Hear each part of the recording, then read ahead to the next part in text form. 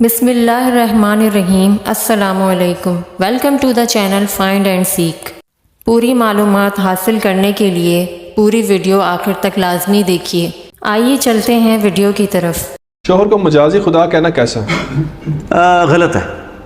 خدا تو ایک ہی ہے، الہ تو ایک ہی ہے۔ مجازی کا بھی لفظ بھی نہیں استعمال کرنا۔ اکثر مجاز تو وہ ہوتا ہے جس کا کوئی مطلب حقیقت کا کوئی مجاز تو ہے ہی نہیں ہے نا جی۔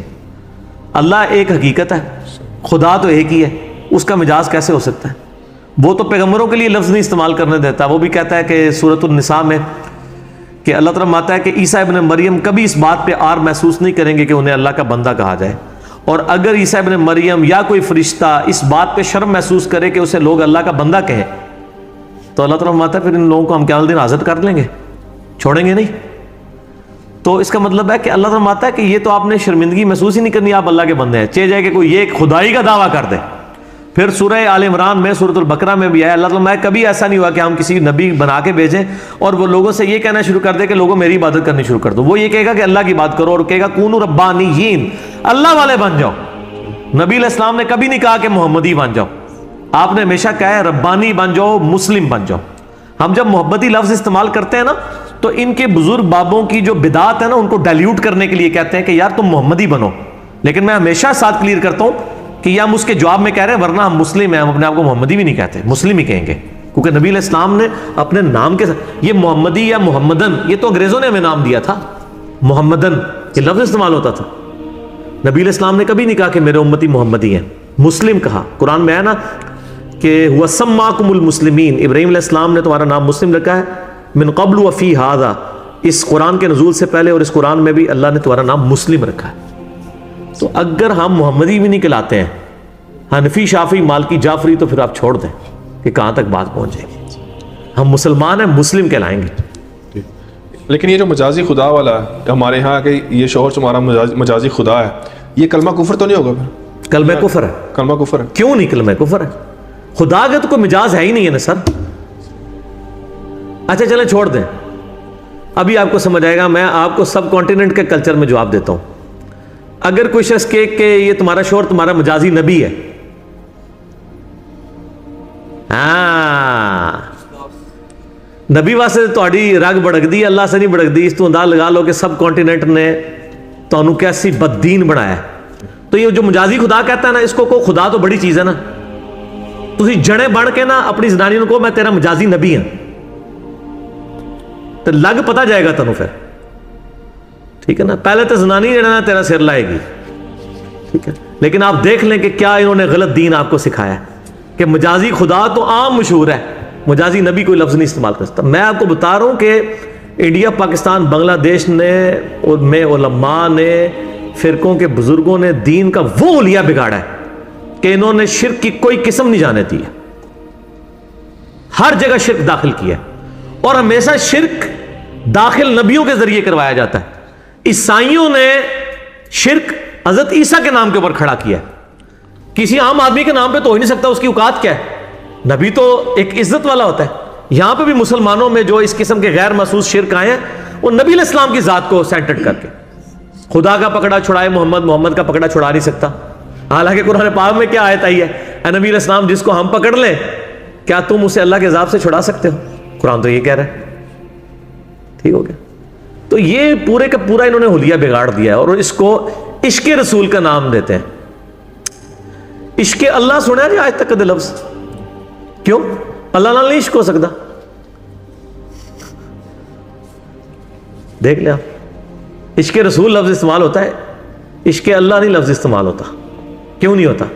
یہ ساری کی ساری جذباتیت انسان کے اندر جو ہے نا، شخصیت کے ساتھ جو اٹیچمنٹ ہے نا، یہ موجود ہے، اور اس چیز کو شیطان پھر اویل کرتا ہے، اور انہی چیزوں کو نبی علیہ السلام نے بار بار کنڈیم کیا ہے۔ دیکھیں میں اگر کنڈیم کروں نا اپنی طرف سے تو آپ کو کوئی ڈاؤٹ ہو سکتا ہے، اگر نبی علیہ السلام خود کنڈیم کر دیں۔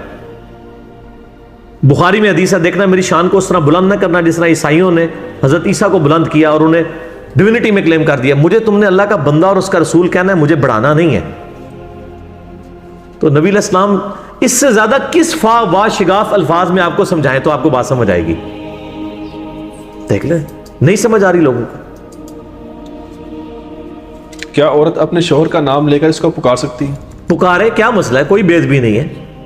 مرد اپنی بیوی کا نام لے سکتا ہے، بیوی اپنے شوہر کا نام لے سکتی ہے، اس میں کوئی گستاخی والا مسئلہ نہیں ہے. کیا لڑکا اپنے سے بڑی عمر کی لڑکی سے شادی کر سکتا ہے؟ شریعت نے ان کی عمروں میں کوئی فرق رکھا ہے؟ کوئی فرق نہیں رکھا. چاہے 100 سال کا مرد 20 سال کی لڑکی سے شادی کرے، چاہے 100 سال کی عورت 20 سال کے لڑکے کے ساتھ شادی کرے. میاں بیوی راضی کیا کرے گا قاضی؟ چلو کوئی تو ایک محاورہ ٹھیک ہے کہہ نا تھوڑا، ٹھیک ہے نا، شکر ہے یہ میاں بیوی راضی ہے. کڑی منڈا راضی والا غلط ہو جائے گا اگر کڑی نصیحت ہے. لڑکا لڑکی راضی والا غلط ہے، میاں بیوی راضی تو ٹھیک ہے. لیکن پھر اس کا مطلب ہے معاشرے کی اصلاح کرنی پڑے گی اس حوالے سے، کیونکہ معاشرے میں تو اس کو صحیح نہیں سمجھا جاتا کہ ایجوں میں بہت زیادہ فرق ہوگا. سر آپ اس اصلاح کی فکر میں کیوں پڑے؟ میں سر آپ بھی تو کون سا ایسا بوڑھا ہے جس کی نہیں، سر یہ پبلک مسئلہ نہیں، کون سا ایسا بوڑھا ہے جس کے حقوق کے لیے آپ آواز اٹھانا چاہ رہے ہیں؟ ٹھیک ہے، یہ پریفریبل قتل نہیں ہے. ہم آواز اس کے لیے اٹھائیں گے جو پریفریبل ہوگا. اسلام اس کو پسند نہیں کرتا. بخاری مسلم میں حدیث ہے، جابر بن عبداللہ نے ایک بیوہ عورت کے ساتھ شادی کی. آپ صلی اللہ علیہ وسلم ان کے جسم پہ وہ نشان دیکھے نا، وہ خوشبو وغیرہ کے، آپ فرمایا، کہا یا رسول اللہ شادی ہوئی؟ فرمایا کس سے کی؟ کہا رسول اللہ بیوہ سے. آپ فرمایا کسی کنواری لڑکی سے شادی کرنی تھی تم نے. اور کہا یا رسول اللہ وسلم میرے چھوٹے چھوٹے بہن بھائی ہیں تو مجھے ایک سینئر خاتون چاہیے تھی اس لیے کیا. لیکن آپ فرمایا کہ تو کنواری لڑکی کے ساتھ شادی کرتا وہ بہتر ہوتی، وہ تجھ سے کھیلتی تو اس کے ساتھ کھیلتا. یعنی پریفریبل یہی چیز ہے. ٹھیک ہو گیا، پسندیدہ نہیں ہے کہ اس طریقے سے ہی کیا جائے. کیا لڑکی والوں کی طرف سے باراتیوں کو کھانا کھلانا جائز ہے؟ تو یہ سارے سوشل ایشو ہیں جی. شادی کے اوپر جتنے کوسچنز ہیں میں ایک کیٹیگوریکلی بات کروں گا. شادی کی رسومات میں جو چیز حرام کر دی گئی ہیں نا وہی حرام ہوں گی. باقی ان کو کلچر کے اوپر رہنے دیں آپ. ان کے اوپر آپ نہ کوئی قدغن لگائیں. آپ کے پاس کوئی دلیل نہیں ہے. ڈاکٹر سرار صاحب کے بھی جو کلپ چڑھے ہوئے ہیں وہ بھی کوئی حدیث نہیں پیش کرتے، واقعات بیان کر دیتے ہیں کہ یہ ہو گیا وہ ہو گیا. بس ان کو کلچرل رہنے دیں. اور جیز لعنت ہے، واقعی جیز اس معنوں میں تو لعنت ہے کہ اگر اس کی بنیاد کے اوپر آپ کسی کو مجبور کر رہے ہیں. لیکن اگر ایک باپ اپنی مرضی سے اپنی بیٹی کو کچھ دینا چاہتا ہے اس کو تو آپ لعنتی نہ کہیں.